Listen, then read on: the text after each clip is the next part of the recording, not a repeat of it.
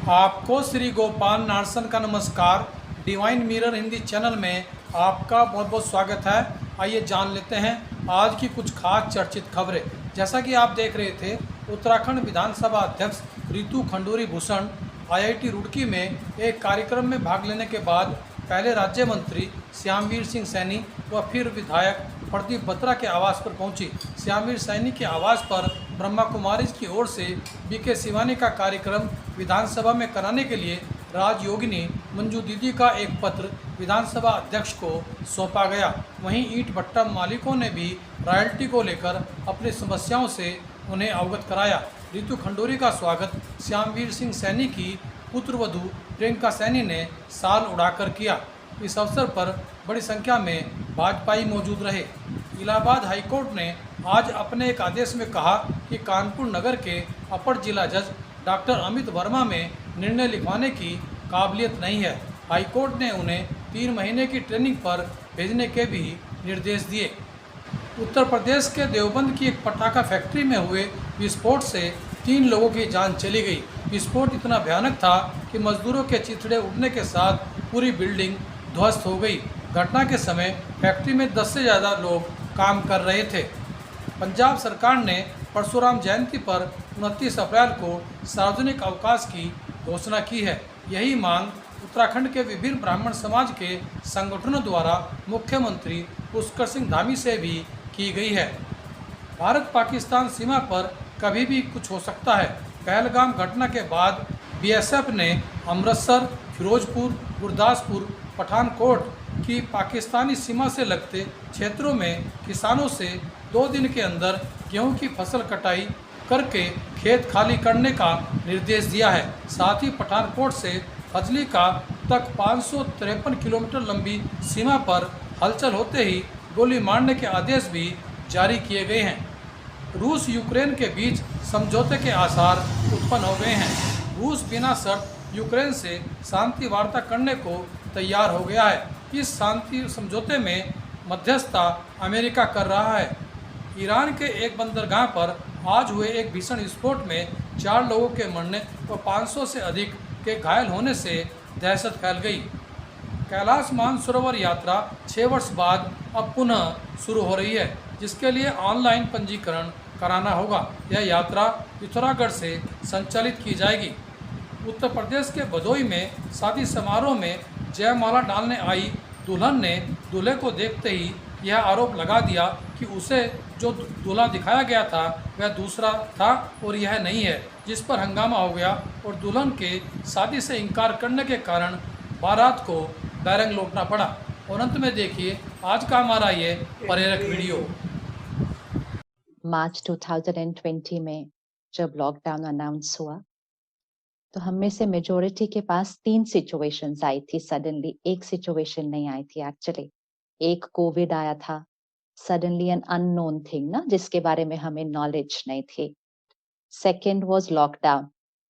पहले कुछ 15-20 दिन वो लॉकडाउन अच्छा लगा सबको, लेकिन उसके बाद वो बहुत कंफर्टेबल नहीं था बहुतों के लिए, क्योंकि सपोज एक 1 बेडरूम हाउस है या 2 बेडरूम हाउस है, उसमें से हस्बैंड भी वर्क फ्रॉम होम, वाइफ भी वर्क फ्रॉम होम, बच्चे भी study from home, grandparents भी। It was not getting very easy for people, वो बहुत आसान नहीं था। एंड तीसरा था बिजनेस एंड इकोनॉमी।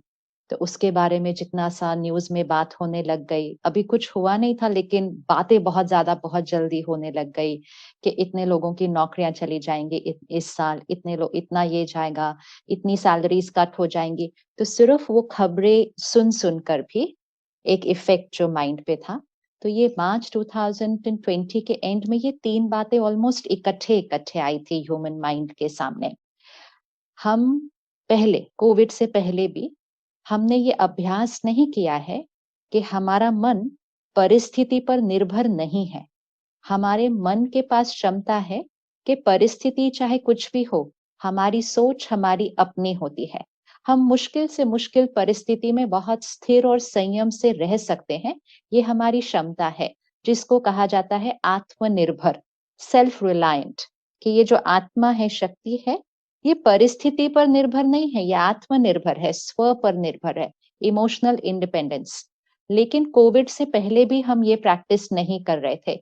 हम कह रहे थे ये बात ऐसी आई, बुरा तो लगना ही था, इसने ऐसा किया, गुस्सा तो होना ही था, इसने ऐसा किया, डर तो लगना ही था। सिचुएशन डिपेंडेंट, पीपल डिपेंडेंट, मतलब हम लोग और परिस्थिति पर निर्भर थे और ऐसा जीवन हम जी रहे थे और कोविड आ गया। पहले दिन से सरकार ने, मीडिया ने एंड ऑफ कोर्स हमारे डॉक्टर्स ने कहा, take care, don't panic. The line was very clear, take care, don't panic. एक हफ्ते के अंदर हमने सीख लिया कि टेक केयर कैसे करना है। डोंट पैनिक वाला पार्ट तो हमने छोड़ दिया। हमने कहा डोंट पैनिक का क्या मतलब है, पैनिक करना तो नेचुरल है। एंड हम सब ने एज अ सोसाइटी कहा fear and anxiety is normal, you know we called it normal. तो सब अपने आप को अलाउ कर देते हैं वो इमोशन क्रिएट करने के लिए। और हमने सोचा जब ये परिस्थिति ठीक हो जाएगी तब हम ठीक हो जाएंगे। जब तक परिस्थिति ठीक नहीं होती तब तक डर और चिंता नॉर्मल है। एक ह्यूमन माइंड कुछ घंटों के लिए डर और चिंता से चल सकता है, कुछ दिनों के लिए कर सकता है, लेकिन जब 1 साल से ऊपर हो जाए और वो डर और चिंता घटने की बजाय बढ़ती जाए, तो I am sure that's where वो सिर्फ एक इमोशनल इफेक्ट ना रहकर वो फिर कभी-कभी कईयों के लिए मेंटल हेल्थ के ऊपर भी इफेक्ट डाल देता है। बट स्पिरिचुअलिटी वही हमें सिखाती है कि परिस्थिति हाँ बहुत मुश्किल है।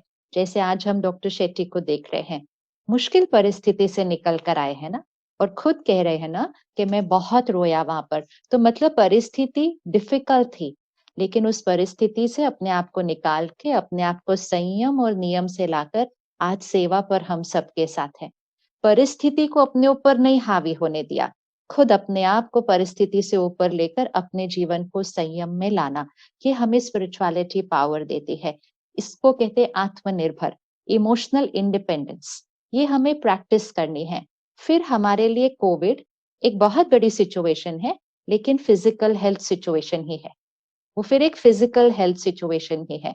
वो एक इमोशनल या मेंटल हेल्थ क्राइसिस नहीं बनेगा अगर हम उस प्रैक्टिस से सिर्फ कोविड के टाइम में जीवन की हर परिस्थिति में अगर उस तरह से चल रहे हो कि हाँ ये बात है, लेकिन यहाँ क्या होना ये मेरी चॉइस है। उसने गलत व्यवहार किया, मुझे कैसा सोचना बोलना मेरी चॉइस है। हम सिचुएशन और लोगों के व्यवहार के गुलाम नहीं, हम अपने मन और जीवन के मालिक हैं। उस कॉन्शियसनेस से जब हम जीते तो फिर कोविड एक फिजिकल हेल्थ सिचुएशन होती, लेकिन क्योंकि हम नहीं कर रहे थे तो फिर of course it tipped off to becoming an emotional health situation, and then for some it also became a mental health situation.